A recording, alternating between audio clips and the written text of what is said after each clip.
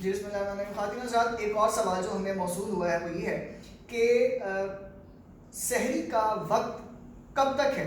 بہت سارے لوگوں کے ذہن میں یہ ایک سوال آتا ہے کہ شاید سحری کا وقت ختم ہونے کا جو دورانیہ ہے وہ جب تک اذان ہوتی رہے اور کسی ایک مسجد کی، کیونکہ اذان کا ڈیوریشن مختلف ہے، کسی ایک جگہ پہ اذان شروع ہوئی ہے، دوسری جگہ پہ اذان مکمل ہوئی ہے.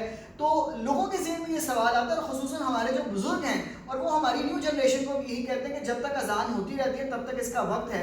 اور بعض حوالے کے لیے حضرت بلال رضی اللہ تعالیٰ عنہ کا جو واقعہ ہے اس کا کوٹ بھی کرتے ہیں. تو آج ہم مولانا سے اسی سوال کے بارے میں جواب طلب کریں گے کہ وہ جو واقعہ بیان کیا جاتا ہے کہ بلال رضی اللہ تعالیٰ عنہ سے اللہ کے نبی صلی اللہ علیہ وسلم نے فرمایا کہ باہر جا کے دیکھو وقت ہوا کہ نہیں ہوا، اور پھر انہوں نے قسم کھائی، اور وہ سارا واقعہ ہم مولانا سے پوچھیں گے اور اس سوال کا جواب بھی پوچھتے ہیں. حسب معمول ہمارے ساتھ موجود ہیں حضرت مولانا طلحہ شہزاد بٹ صاحب. جی مولانا، یہ جو سوال ہے، یہ سوال جو کہ آپ کے پاس بھی بہت سارے لوگ یہ پوچھنے کے لیے آتے ہوں گے کہ جی سحری کا وقت کب تک ہے.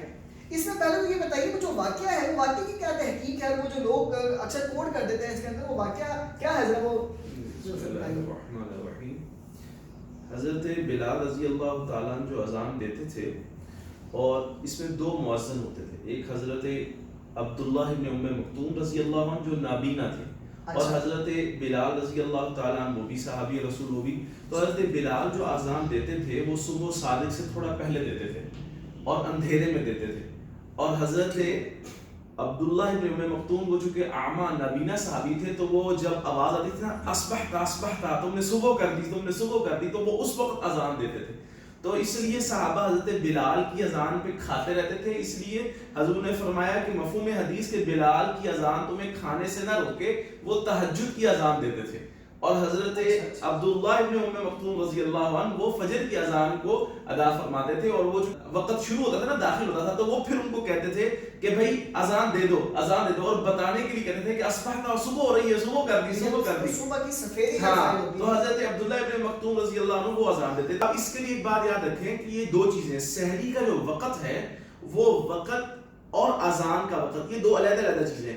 سحری کا وقت جب ختم ہوگا تو اذان کا وقت شروع ہوگا. اب کنفیوژن ختم ہو جائے گی کہ سحری اذان میں کر سکتے ہیں یا نہیں کر سکتے. مطلب یہ ہے کہ سحری کا وقت ختم ہو چکا ہوتا ہے جب اذان کا وقت شروع ہوتا ہے. لاجیکل بات یہ ہے کہ اذان ہوتی ہی سحری کے وقت کے ختم ہونے کے بعد، تو وہ پھر ذہن میں جو ابہام جنریٹ ہو جاتا ہے کہ جی ہم اس کے اندر بھی کھاتے رہیں گے، تو وہ تو غلط ہو گیا. یہ کانسیپٹ ہی غلط ہو گیا کہ سحری کا وقت ختم ہوا ہے تو اذان شروع ہوئی ہے. بہت شکریہ مولانا. ایک تو یہ سوال تھا. دوسرا سوال جو ہے وہ ایک جو ذہن میں آتا ہے بہت زیادہ رمضان کے حوالے سے، وہ یہ ہے کہ رمضان کے اندر اگر کسی بزرگ کو ہم نے کھاتے ہوئے دیکھ لیا، نوجوان تھے، ہم نے بزرگ کے بارے میں سنا ہے اگر کوئی ادھیڑ عمر کا بندہ روزے کے اندر کھا رہا ہے تو اس کو منع نہ کیا جائے، اسے کہ کھاتا رہے، اور جب وہ کھا چکے اس کے بعد اس کو بتائیں جی آپ کا تو روزہ تھا.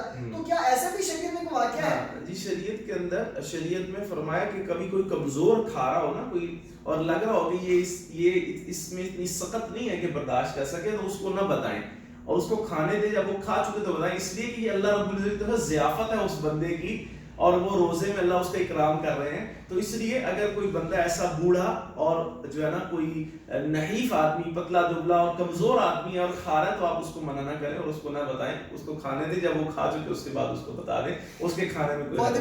یہ ہے خوبصورتی، یہ ہے بیوٹی شریعت کی، اسلام کی. پوری دنیا کے اندر اسلام کا جو عکس پیش کیا جاتا ہے وہ قدرے مختلف ہے. آپ اگر دیکھیں کہ اسلام کے اندر اتنا خوبصورت پیراگراف یہ جنریٹ کیا گیا ہے کہ اگر کوئی بزرگ کوئی کمزور کھا رہا ہے تو اس کو منع فوراً نہ کریں، اور اس کا روزہ بھی برقرار ہے، ثواب جو ہے وہ بھی برقرار ہے، اور اس کی جو غلطی ہے اللہ رب العزت نے وہ غلطی بھی اس کی معاف کر دی ہے. خواتین حضرات، نیکسٹ سوالات کے ساتھ آپ کی خدمت میں پھر حاضر ہوں گے. اپنا بہت سا خیال رکھیے گا. اللہ حافظ.